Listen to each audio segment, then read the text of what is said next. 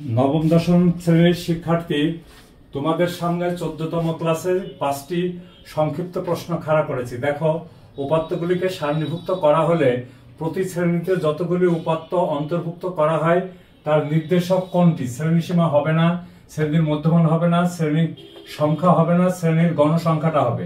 এই ঘ উত্তর। 1 থেকে 22 পর্যন্ত 3 দ্বারা বিভাজ্য সংখ্যাগুলির মধ্য কত?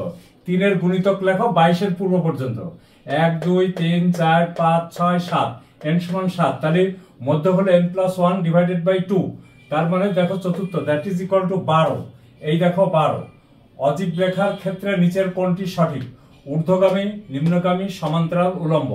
অজীব রেখার ক্ষেত্রে ক্রমযোজিত গণসংখ্যা অবশ্যই ঊর্ধ্বগামী, এটাই সঠিক।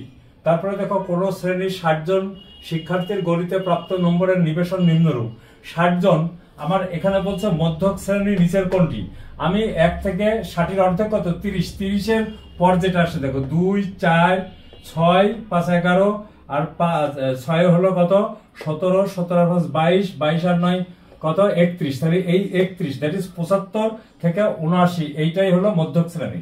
কোন বাড়ির 9 জন লোকের বয়স যথাক্রমে 25, 29, 34, 39, 40, 45, 55, 60, 65। এখানে দেখো বয়সগুলি সব মানের ঊর্ধ্বক্রম অনুসারে সাজানো আছে। তাহলে সবচেয়ে ছোট হলো 25, সবচেয়ে বড় হলো 65। 65 বিয়োগ 25 সমান হলো 40, যোগ 1 পরিসর, সর্বোচ্চ সংখ্যা বিয়োগ সর্বনিম্ন সংখ্যা যোগ 1। তাহলে 40 যোগ 1 কত হলো? 41। দেখো বন্ধুরা, এই 41টাই উত্তর। তাহলে বন্ধুরা, আমি এর পর্যন্ত যতগুলি এমসিকিউ তোমাদের করিয়েছি সেগুলি বেসিক জিনিসগুলি করিয়েছি। এইগুলি তোমরা করবা, দেখবা কোনো সমস্যা হবে না। থ্যাংক ইউ বন্ধুরা, ভালো থাকো ও সুস্থ থাকো।